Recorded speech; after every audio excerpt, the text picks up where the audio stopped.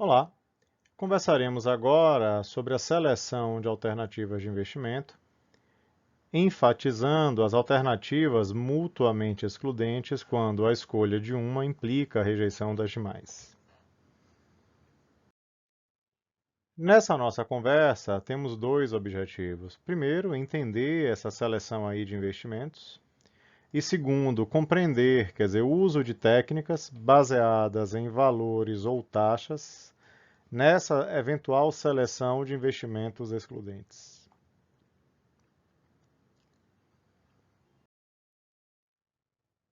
De outras conversas nossas, nós vimos que o processo de avaliação de investimentos, em linhas gerais, envolve comparar os impactos associados aí aos ativos ou investimentos, geralmente sob a ótica de fluxo de caixa livre, com a expectativa de retorno média dos financiamentos, que é geralmente representada sob a ótica da taxa mínima de atratividade.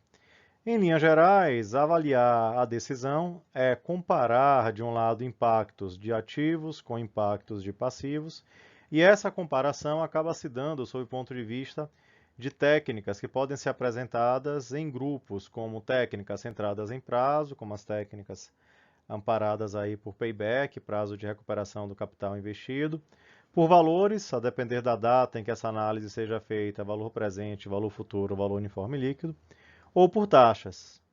Usualmente, a taxa interna de retorno TIR, mas a depender do contexto, pode ser a TIG ou a TER.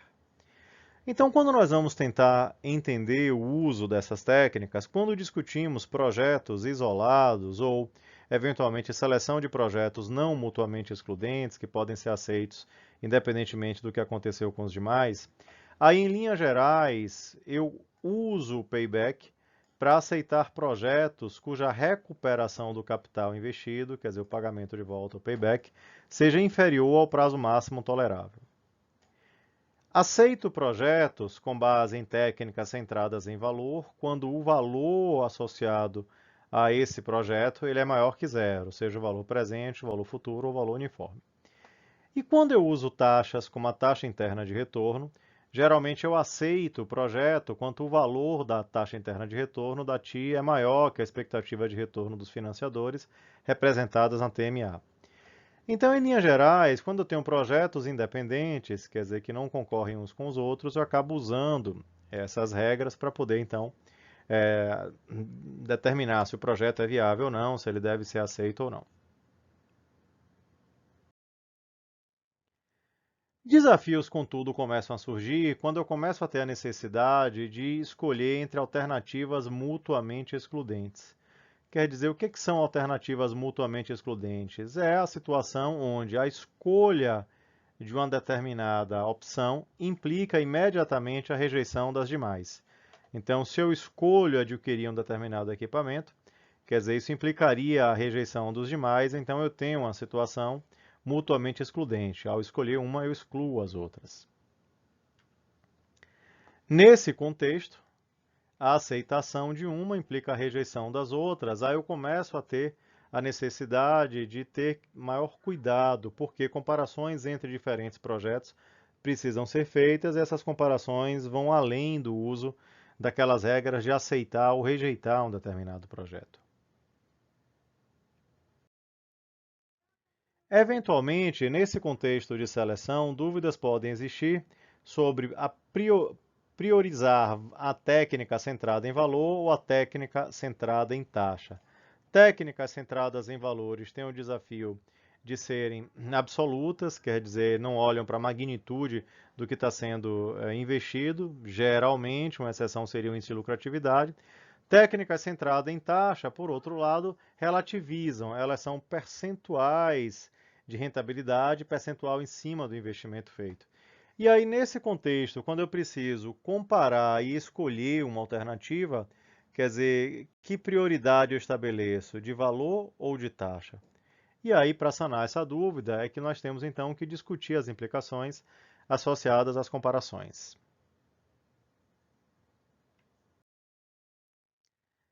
Para então discutir os usos, então imagine que eu tenha solicitado a escolha de apenas uma dessas duas alternativas.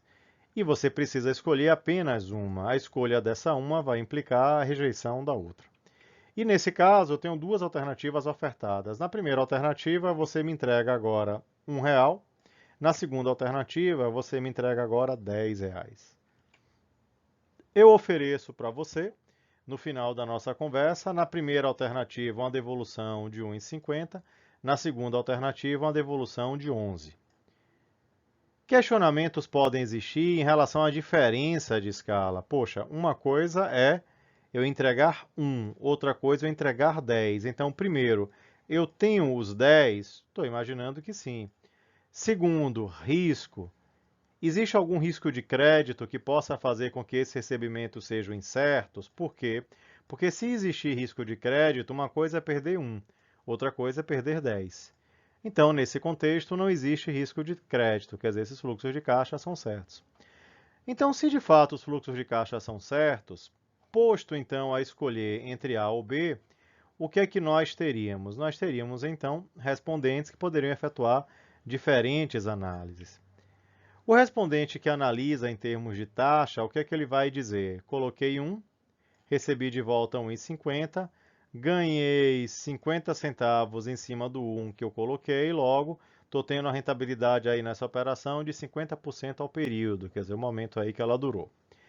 Quem, por outro lado, calcular a rentabilidade da alternativa B, vai verificar que coloquei 10, ganhei 1 a mais, então 1 sobre 10 vai dar uma rentabilidade de 10%. Então, posto a comparar taxas, ele perceberá que nessa alternativa A ele teria uma rentabilidade maior. Mas o sujeito que resolveu analisar as diferenças em valores verificará que, se eu resgatei 1,50 de uma aplicação de 1, eu ganhei em valor 50 centavos. Se eu resgatei 11 em cima de uma aplicação de 10, então em valor eu ganhei 1. Então, entre escolher 50 centavos e 1, quer dizer, 1 é maior que 50. Por outro lado, uma taxa de rentabilidade de 50% é maior do que uma taxa de 10. Então, como escolher? É aí que está o desafio. Em linhas gerais, a regra é clara, quer dizer, nesses contextos, quer dizer, você estaria ganhando a rentabilidade maior, mas sobre um investimento bem menor. Então, aqui você estaria ganhando uma rentabilidade menor, mas sobre um investimento bem maior. E, na verdade, o efeito conjunto está captado no valor. Então, nesse caso, se nós vamos comparar projetos diferentes, a regra é cuidado com as comparações centradas em rentabilidade, opte pelas comparações centradas em valor, porque já vão expurgar esses efeitos. E nesse caso, se eu quisesse então tirar a prova dos 9 dessa comparação, eu poderia eventualmente construir fluxos incrementais e desafios.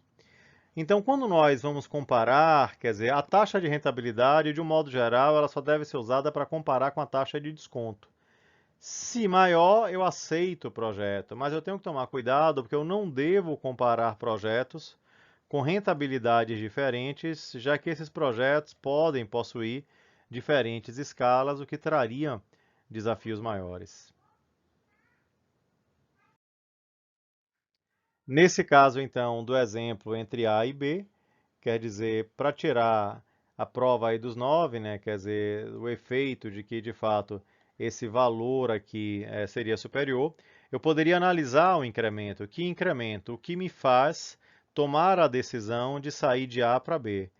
Ora, se eu estou imaginando que eu tenho a disponibilidade dos 10, para sair de A para B, isso faria com que eu colocasse 9 adicionais. Mas a colocação desses 9 adicionais vai fazer com que eu que receberia 1,50, passarei a receber 11, ou seja, eu receberia 9,50. Logo, esse fluxo incremental me traria um ganho de 0,50. Então, o que é melhor, permanecer com os 9 no bolso sem ganhar nada ou ganhar mais 0,50?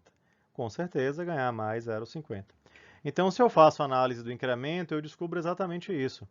Eu teria um ganho de 0,50 e uma rentabilidade de 5,56, quer dizer, os 50 centavos que eu estou ganhando em cima dos 9 aí que eu coloquei na operação. Então, analisando o incremento e aplicando as regras, o que é que eu sei? Como nesse caso nada é dito sobre a TMA, eu estou entendendo que a TMA é igual a zero, né, já que esse momento temporal é diminuto, não teria custo de oportunidade associado a esse recurso. Aí eu estou entendendo que, como TIR é maior que a TMA, então essa seria a TIR da operação, né, a rentabilidade. Então, pelas regras que discutimos em conversas anteriores, eu aceito esse projeto. Então, aceitar esse projeto quer dizer que vale a pena colocar esses 9 adicionais saindo de A e vindo para B. Seria essa a ideia. E pela regra do VPL, então esses 50 centavos seria análogo ao VPL, né, o ganho financeiro da operação, já que a TMA é nula, eu posso fazer a simples subtração. Então, pela regra do VPL, eu comparo ele com zero. Então, como o VPL é maior que zero, isso quer dizer que eu também aceito esse incremento. Então, ao aceitar o incremento, o que é que isso também está dizendo? Que é melhor sair de A e vir para B, quer dizer, colocar o dinheiro adicional para fazer o investimento em B. Ou seja, usando apropriadamente técnicas centradas em taxas, que devem ser usadas comparando com a TMA, e técnicas centradas em valor, que nesse caso eu estou comparando com zero, as duas técnicas convergem para o fato de que esse projeto, que aqui eu estou chamando de B menos A, que é a análise incremental, quer dizer, deixando A, vindo para B e as implicações marginais ou incrementais de tudo isso, vale a pena. Logo, ao dizer que esse projeto vale a pena sob o ponto de vista da rentabilidade e do valor, o que é que eu estou então dizendo? Que de fato o melhor projeto a investir nesse caso seria de fato o projeto B, que é coerente com aquela discussão que tivemos sobre a escolha do maior valor.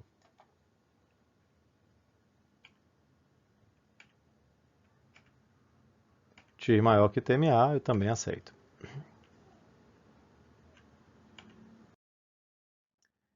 Então, posto a comparar alternativas excludentes, escolha sempre aquela com base no maior valor, já que esse maior valor estaria incorporando o custo de oportunidade refletido na taxa mínima de atratividade.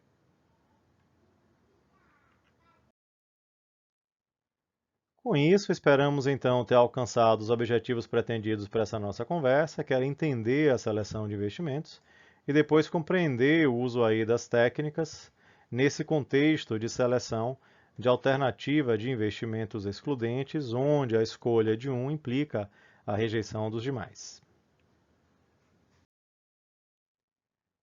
Bons estudos.